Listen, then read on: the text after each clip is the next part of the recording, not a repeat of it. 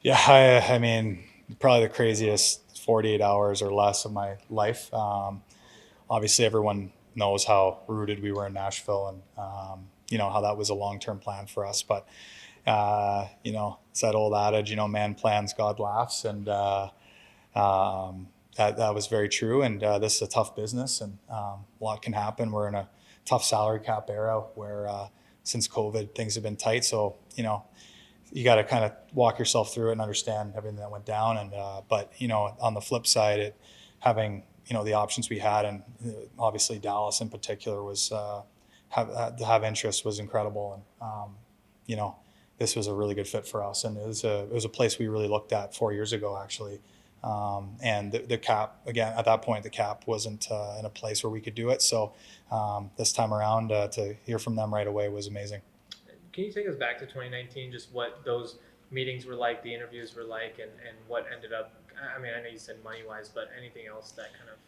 Honestly, in 2019, I really just was focused on Nashville. We talked to Montreal at the time as well, and we were interested in them as well. But our focus was on Nashville at the time, and we kind of narrowed it down right away. And they had a great team, and obviously it was a place we wanted to live. So we didn't really, we checked in with a few other teams, Dallas being one of them right at the beginning. And once it was not a feasible option, we really focused our attention there. So the cap also at that point was only went up like $1 million that year too. So there wasn't the same space that people thought they were going to have. So that really narrowed it down. But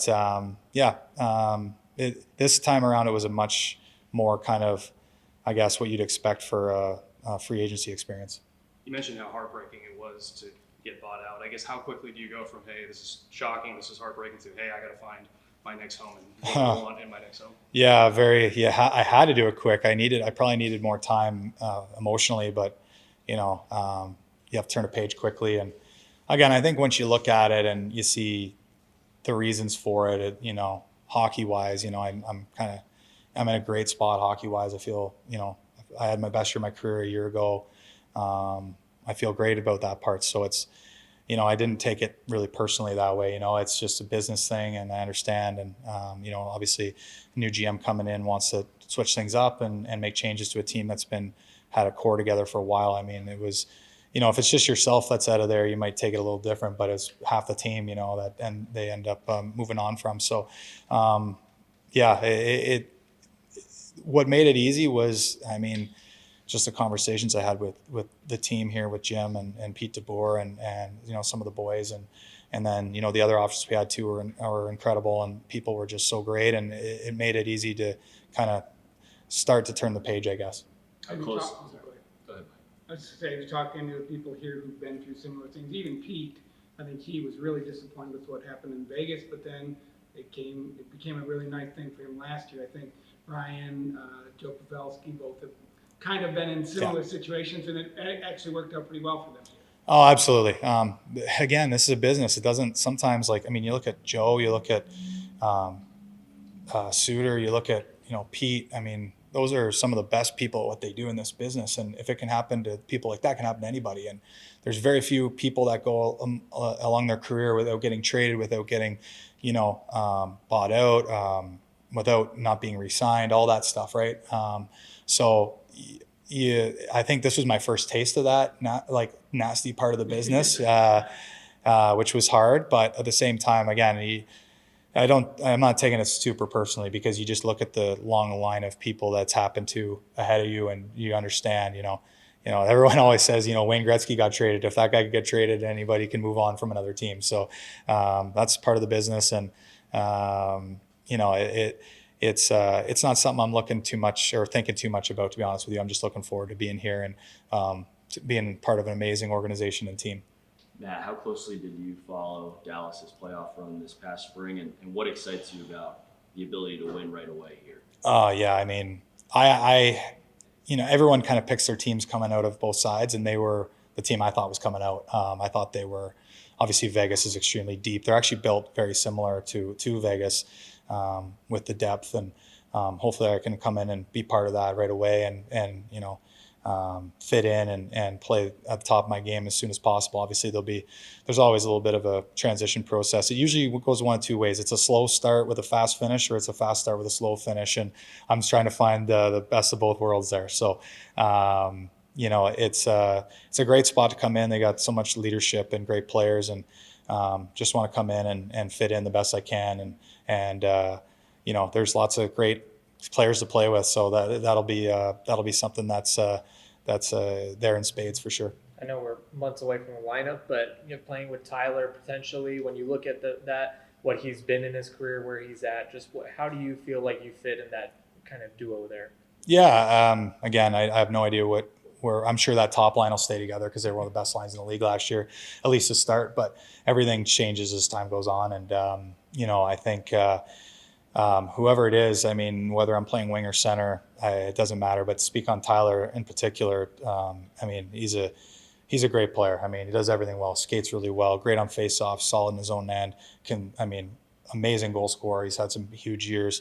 The fact that you can step in right away and play with a guy like that, and is pretty special. There's not many places in the league that you have options to play with a guy like that, play with a guy like Jamie Benn, play with a guy like Jason Robertson, Joe Pavelski, Hintz, Dadonov, on and on and on, right? So I've seen a lot of these guys, obviously, and American Airlines Center was not a fun place to come into, and I'm excited to be on the other side of it now. Do you look at the numbers at all? I think 4 or 5 guys had record seasons last year. A lot of it was Pete, and part of it was they're just hitting the prime of their career, I think. Yeah, I talking to the guys, they loved the style of play they played last year, and I think that is such a big thing. I mean, everyone looks at roster, everybody looks at how goaltending, all that stuff. But if you're not playing the right style of game, it can kind of be wasted at times. And just talking, I know Pete's such a great coach. I've known him for a long time, and just talking to the boys, that was part of the process, is asking how they felt about that, and they loved it and said nothing but great things. So it made that decision very easy for me. I talked to Joe about it, and he just laughs at me because I say, "Is it fun? To score goals, because we've had it here where they haven't scored goals, and it just seems like they had a lot of fun last year, and that can kind of build the chemistry of the room and everything." Absolutely, I think playing offense is fun, and it's an offensive league now. Right. Back in the start of my career, it was, guys didn't even get 80 points, and now there's guys getting 120.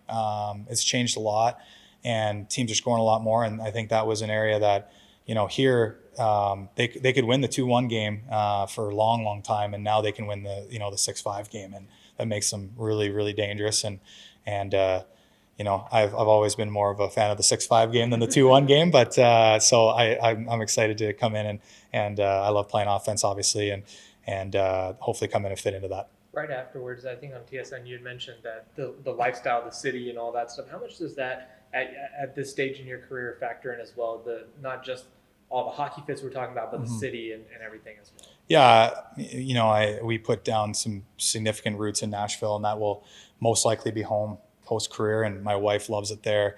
My kids loved it there. I loved it there, obviously, and to have almost a sister city here in Dallas is, when you're making this decision, you're looking hockey first, but at the same time, now that I've got 3 kids and a wife, you got to really take them into consideration. And my biggest goal in moving here is to make it as seamless and easy for her as possible. And then the hockey part's on me. That's kind of how I'm looking at it. I'm dividing it into 2 parts, and Dallas just checked off every box for us. Does having Craig here help as well kind of come in? Yeah. You know what? I haven't talked to him yet. We only played, I think we only played a year together, but he's had an amazing career. He's an awesome guy. I got to touch base with him. It's everyone's crazy around 4th of July and Canada Day and everything like that.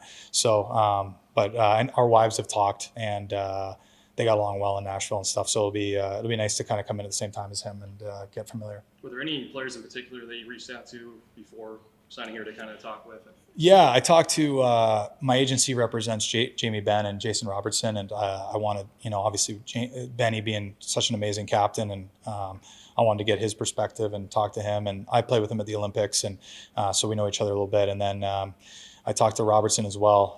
I asked him a lot of hockey specific questions. Obviously, he had a huge year last year, kind of put himself in pretty elite company with what he did and who he is at the current time. And just wanted to know, like, hey, like what contributed to your huge year, and, kind of try and visualize myself being part of that. And so we had a really in-depth talk, and everything he talked about was great.